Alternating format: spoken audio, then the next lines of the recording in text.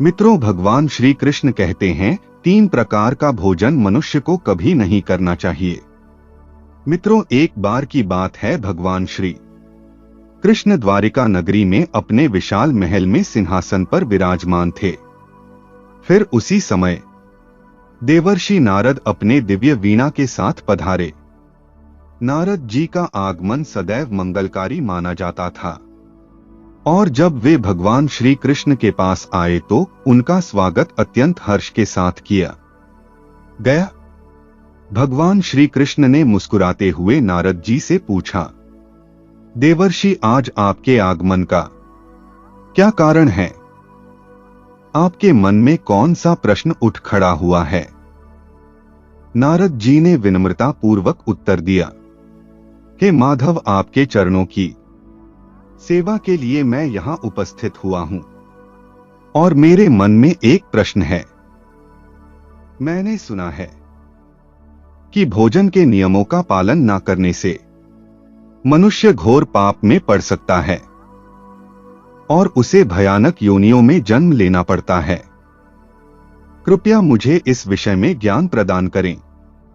भोजन के सही नियम क्या हैं और भोजन के मंत्र क्या हैं? श्री कृष्ण ने गंभीरता से नारद जी की ओर देखा और बोले, देवर्षि, यह एक अत्यंत महत्वपूर्ण प्रश्न है। भोजन के नियमों का पालन करना न केवल शारीरिक बल्कि आध्यात्मिक उन्नति के लिए भी आवश्यक है। भोजन के अपमान और उसके नियमों का उल्लंघन करने से मनुष्य को घोर योनियों में जन्म लेना पड़ता है।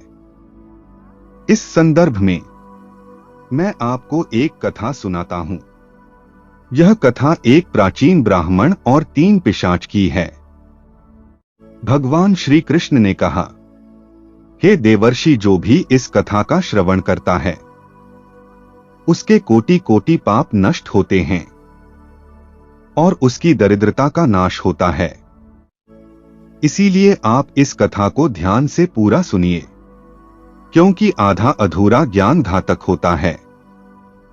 नारद जी कहते हैं, हे प्रभु, कृपया आप मुझे वह कथा सुनाइए। मैं इस कथा को ध्यान से सुनूंगा। तब भगवान श्री कृष्ण कहते हैं, हे देवर्ष, ठीक है। अब मैं आपको वह प्राचीन कथा सुनाता हूं। इसे ध्यान से सुनो। प्राचीन काल में शुभ प्रभात गहन वन के भीतर प्रवेश करता गया। वातावरण में एक अजीब सी शांति और भयावहता बढ़ती गई। वह वन अत्यंत घना था, जिसमें सूर्य की किरणें भी मुश्किल से पहुंच पाती थी। वृक्षों की शाखाएं आपस में उलझी हुई थी और उनमें से लिपटी हुई बेलें जैसे जीवित प्राणियों की भांति दिखती थी। जगह जगह पर जंगली जानवरों की गर्जना सुनाई देती थी और भूमि पर मृत पत्तों की परतें बिछी हुई थी। वह वन ऐसा था मानो वहां जीवन और मृत्यु के बीच एक पतली रेखा खींची हुई हो।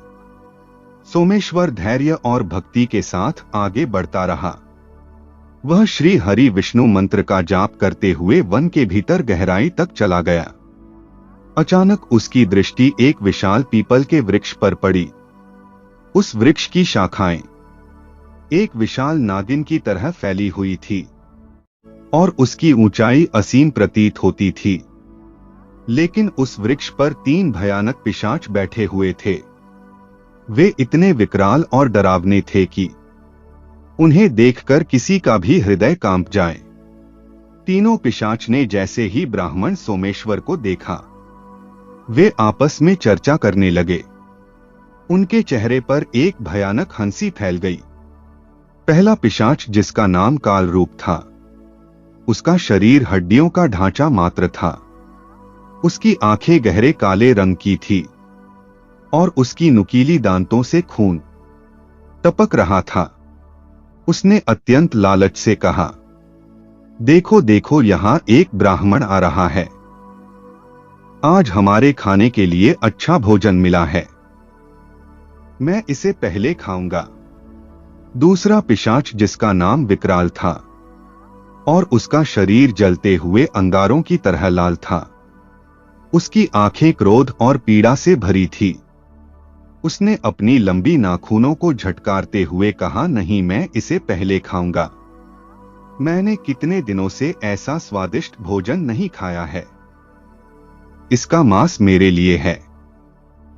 तीसरा पिशाच, जिसका नाम दुष्ट था, सबसे बड़ा और सबसे खतरनाक था। उसका पूरा शरीर काले धुएं से घिरा हुआ था और उसकी आंखों से एक विशैला हरा प्रकाश निकलता था। उसने सोमेश्वर की ओर घूरते हुए कहा, तुम दोनों पीछे हट जाओ। यह ब्राह्मण मेरे लिए है। मैं इसे अपने क्रूर दांतों से चीर फाड़ कर खाऊंगा। इसका खून पीकर मैं अपनी प्यास बुझाऊं। तीनों पिशाच सोमेश्वर की ओर झपट पड़े और उसे अपने चंगुल में लेने की कोशिश करने लगे। लेकिन सोमेश्वर, जो भगवान विष्णु जी का परम भक्त था, घबराया नहीं। उसने तुरंत भगवान विष्णु का स्मरण किया और उच्च स्वर में विष्णु जी के मंत्र ओम नमो भगवते वासुदेवाय का जाप करने लगा। जैसे ही मंत्र की ध्वनि जंगल में गूंजी, वैसे ही तीनों पिशाच के शरीर से भयानक धुआं निकलने लगा। उनके चेहरे पर पीड़ा और पश्चाताप के भाव प्रकट होने लगे। उन तीनों पिशाच की प्रकृति अचानक से बदल गई। भगवान विष्णु के मंत्र को सुनते ही उनके अंदर भगवत शक्ति का वास हो गया और उनका चित्त शांत हो गया। कुछ समय पहले जो पिशाच उस ब्राह्मण को खाने की योजना बना रहे थे, वे अब शांत होकर खड़े थे। वे पिशाच कहने लगे, हे ब्राह्मण देवता, आप कौन हैं? आपके सानिध्य में आने से हमारा स्वभाव बदल गया है। हम पहले हिंसक थे, किंतु अब हमारे चित्त में शांति है। कृपया आप हमें बताइए कि आप कौन हैं और किस कारण से यहां पर आए हैं। उस ब्राह्मण ने कहा, हे पिशाच, मेरा नाम सोमेश्वर है। मैं शुभपुर में निवास करता हूं। अभी तीर्थ यात्रा के लिए निकल हूं। उस ब्राह्मण ने उन पिशाच से कहा, हे पिशाच, तुम कौन हो और किस कारण से तुम्हारी ऐसी दुर्दशा हुई है? मुझे विस्तार से सब कुछ बताओ। तब पहला पिशाच काल रूप, जो पहले जीवन में वैराग परुली व्यापारी था और उसका नाम नागेंद्र था, रोते हुए बोला, हे महान ब्राह्मण, मैंने अपने पिछले जन्म में अनेक पाप किए थे। मैं के मद में अंधा हो गया था। मैंने भोजन का सदैव अपमान किया, दूसरों का झूठा खाता था, उचित भोजन का सेवन करता था और दूसरों को भी वही भोजन दान में दिया करता था। मैंने भोजन करते समय कभी मंत्रों का जाप नहीं किया और सदैव भोजन का अनादर किया। इसी कारण मुझे यह भयानक पिशाच योनि मिली। फिर दूसरा पिशाच विकराल, जो अतीत में रत्नपुर का एक राजकुमार था और जिसका नाम वीरेंद्र था, उसने अपने पापों का खुलासा किया। हे ब्राह्मण देवता, मैं रत्नपुर का राजकुमार था, लेकिन मैंने अपने अहंकार के कारण भोजन के नियमों का पालन नहीं किया। मैंने भोजन को अपवित्र किया, हमेशा झूठे भोजन का सेवन किया और भोजन के पवित्र मंत्रों का कभी जाप नहीं किया। इसलिए मुझे पिशाच योनि में जन्म लेना पड़ा। तीसरा पिशाच दुष्ट, जिसका नाम पहले जीवन में सुदर्शनपुर के एक यज्ञकर्ता ब्राह्मण वसुदेव था। उसने कहा, मैं एक यज्ञकर्ता ब्राह्मण था, लेकिन मैंने यज्ञों में प्राप्त भोजन का अनादर किया। मैंने टूटी हुई पतलों में भोजन किया और भोजन का अपमान किया। मैंने दूसरों को भी अपवित्र भोजन का सेवन कराया और कभी मंत्रों का जाप नहीं किया। इन पापों के कारण मुझे यह भयानक योनि मिली। फिर तीनों पिशाच ने एक साथ कहा, हे महान ब्राह्मण, आपके द्वारा किए गए श्री विष्णु मंत्र के जाप ने हमें हमारे पापों से शुद्ध कर दिया है। अब कृपया हमें मोक्ष का मार्ग दिखाए। सोमेश्वर ने उन तीनों को आशीर्वाद दिया और कहा, भगवान विष्णु की कृपा से तुम्हारे पाप शुद्ध हो गए हैं। अब तुम तीनों स्वर्ग लोक में जा सकते हो। जैसे ही सोमेश्वर ने यह कहा, तीनों पिशाच दिव्य प्रकाश में परिवर्तित हो गए और स्वर्ग की ओर प्रस्थान कर गए। कथा समाप्त करने के बाद श्री कृष्ण ने नारद जी की ओर देखा और बोले, देवर्षि, यह कथा हमें सिखाती है कि भोजन का सदैव सम्मान करना चाहिए। भोजन करने से पूर्व मंत्रों का जाप अवश्य करना चाहिए, जिससे भोजन शुद्ध और पवित्र हो जाता है। भगवान श्री कृष्ण कहते हैं, हे देवर्षि, अब मैं तुम्हें भोजन के नियम बताता हूं। आप इसे ध्यान से सुनिए। भोजन शुरू करने से पहले थोड़ा सा अन्न भूमि पर रखना चाहिए, ताकि देवता, पशु, पक्षी, सर्प, दैत्य तथा प्रेत, पिशाच जो अपने कर्म बंधन से बंधे हुए हैं, उन सभी को अन्न की प्राप्ति हो। यदि भोजन करते समय कोई अतिथि आ जाए तो उसका स्वागत करें और उसे आसन देकर प्रणाम करके उसका सत्कार करें। फिर उसे श्रद्धापूर्वक भोजन कराकर विदा करें, क्योंकि जिसके घर से अतिथि निराश होकर लौट जाता है, उसे वह अपने पाप देकर उसके शुभ कर्मों को ले जाता है। श्री कृष्ण कहते हैं, मनुष्य को पिता के घर में रहने वाली विवाहित कन्या, दुखिया और गर्भ धारण की हुई स्त्री तथा वृद्ध को भोजन कराने के बाद ही भोजन करना चाहिए। इन सभी को भोजन कराए बिना जो स्वयं भोजन ग्रहण करता है, उसका भोजन पाप बन जाता है। ऐसा व्यक्ति नरक में ही जाता है। जो स्नान किए बिना ही भोजन करता है, उसका भोजन मल भक्षण के समान हो जाता है। जो बालक एवं वृद्ध आदि के हिस्से का भोजन करता है, उसका भोजन विष्ठा के समान हो जाता है। और जो बिना दान किए ही भोजन ग्रहण करता है, उसका भोजन विष के समान बन जाता है। मनुष्य को कभी भी दुराचारी व्यक्ति द्वारा दिया गया अथवा दूसरों द्वारा अपमानित करके दिया गया भोजन कभी भी ग्रहण नहीं करना चाहिए। मनुष्य को चाहिए कि परोसे हुए भोजन का अग्रभाग अग्नि को देकर ही भोजन करना चाहिए। भोजन को एकाग्र चित्त होकर करना चाहिए। प्रथम मीठा, फिर लवण और खट्टा और अंत में कटु एवं तीखे पदार्थों का सेवन करें। प्रथम 3 निवाले मौन होकर ग्रहण करने चाहिए। ऐसा करने से व्यक्ति के सभी पाप कर्म तुरंत नष्ट हो जाते हैं और भगवान की कृपा से उसे जीवन भर कभी अन्न की कमी महसूस नहीं होगी। भगवान श्री कृष्ण कहते हैं, पूर्व दिशा में बैठकर भोजन करने से व्यक्ति रोगों से और मानसिक तनाव से मुक्त हो जाता है। बीमार बुजुर्गों को पूर्व की ओर मुख करके भोजन अवश्य करना चाहिए। इससे उनके स्वास्थ्य में सुधार होता है, क्योंकि पूर्व दिशा उगते हुए सूर्य की दिशा है और सूर्य देव बल, आरोग्य तथा दीर्घायु प्रदान करते हैं। विद्या की अभिलाषा रखने वाले मनुष्य को उत्तर दिशा की ओर मुख करके भोजन करना चाहिए। यह दिशा देवी सरस्वती की दिशा है। ध्यान रहे, दक्षिण दिशा की ओर मुख करके भोजन ना करें। यह मृत्यु की दिशा होती है। इस दिशा में मुख करके भोजन करने से आयु कम होती है। टूटे फूटे बर्तनों में भोजन नहीं करना चाहिए। यह दुर्भाग्य को निमंत्रण देता है। भोजन हमेशा स्वच्छ थाली में ही करना चाहिए। गंदी थाली में भोजन करने से जीवन में दुर्भाग्य आता है। एकादशी के दिन तामसिक अन्न का सेवन ना करें। जो मनुष्य एकादशी के दिन तामसिक अन्न अर्थात मांस का सेवन करता है, लक्ष्मी उसे छोड़कर चली जाती है। भोजन का अपव्यय करना अनर्थ माना गया है।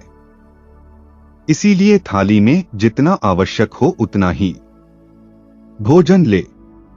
अगर कोई व्यक्ति साथ में भोजन कर रहा हो तो उसका भोजन समाप्त होने तक उठकर नहीं जाना चाहिए। इससे पितृदेव नाराज हो जाते हैं। भोजन के बाद थाली में हाथ धोना अनुचित माना गया है।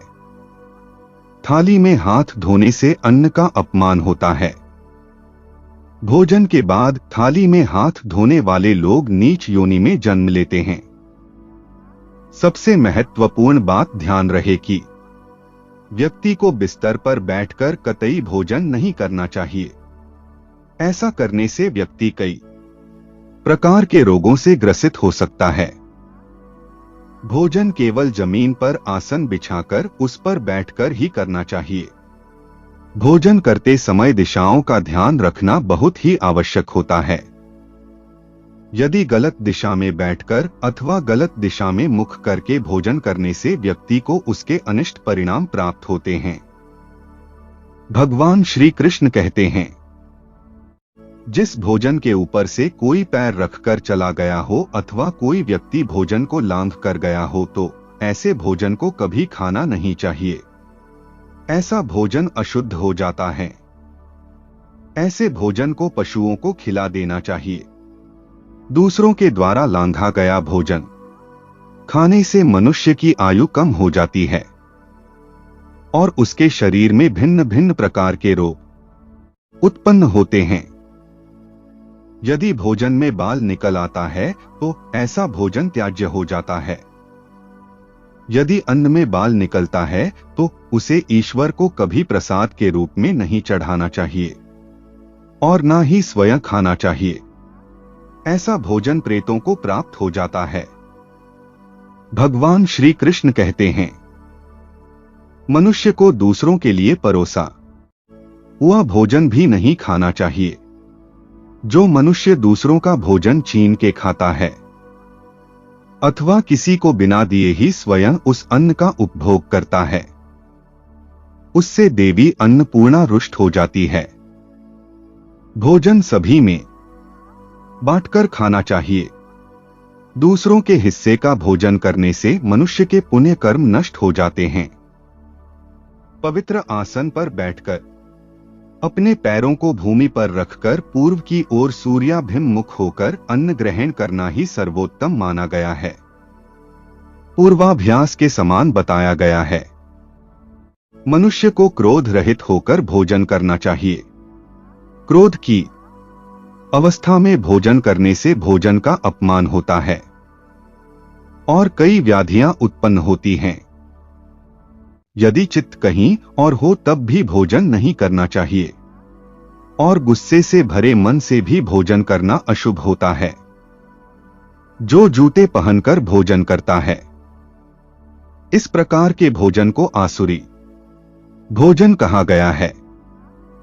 ठीक मध्य रात्रि में ठीक मध्याह्न होने पर भी भोजन करना अशुभ माना गया है। यदि पेट खराब हो तब भी भोजन नहीं करना चाहिए। गीले वस्त्र पहन कर के भी भोजन करना अशुभ होता है। दूसरों के लिए परोसा गया भोजन भी कभी नहीं करना चाहिए।